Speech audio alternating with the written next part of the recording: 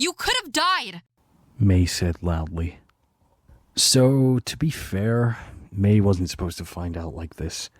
In fact, if Peter had his way, May would be in the dark about his secret alter ego for, well, eternity. It's not exactly something he could just bring up. Besides, what she didn't know couldn't hurt her, right? Peter could tell that his favorite aunt would not agree with his point of view. The loud expletives and panic look in her eyes kind of gave it away. He inched a bit further back into his room as she continued to struggle to find her teen-appropriate vocabulary. Eventually, she found some of her cool again. Well, enough of it to begin stringing together a coherent scolding. Peter Benjamin Parker.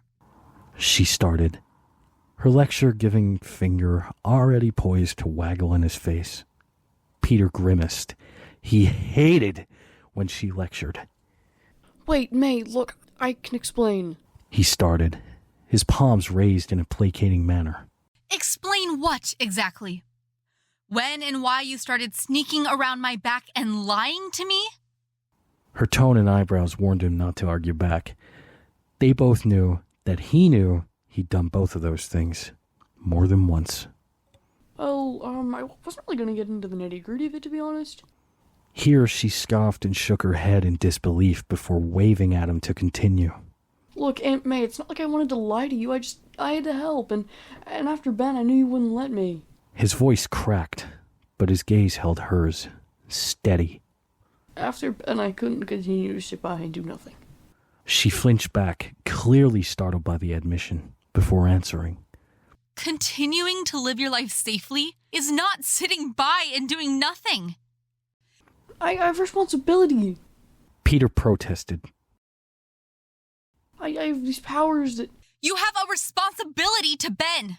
May's face was flushed now, and she was struggling to keep her volume down. You have a responsibility to me and to Ben and Richard and Mary as a child to stay safe. You're a child. The only thing you should be worrying about is your schoolwork. Peter's eyes hardened. I haven't been a child since my parents' plane crashed, and you know it.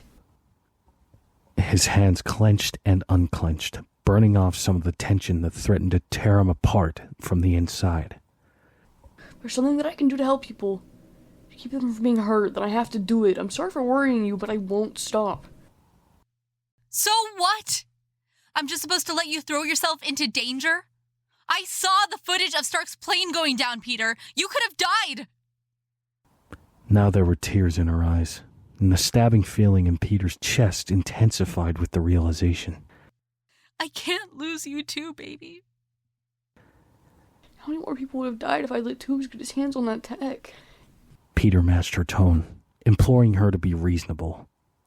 Why did you have to stop him? The Avengers? The police? Hell, Tony Stark himself?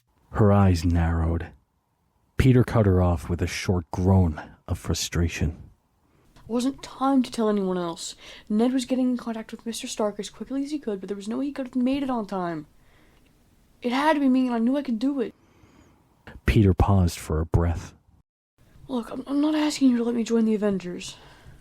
May snorted. Good, because there's no way in hell. But He interrupted. I am asking you to compromise with me. It's just something I need to do. May sighed.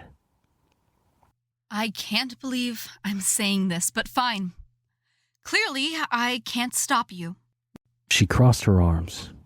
But we are going to set some ground rules. No more sneaking.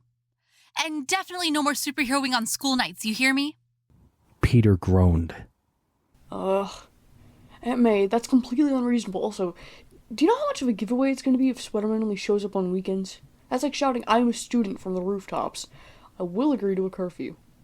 May chuckled quietly, and Peter felt the tension in the air ease. It wasn't exactly how he wanted her to find out. No. But they would be okay.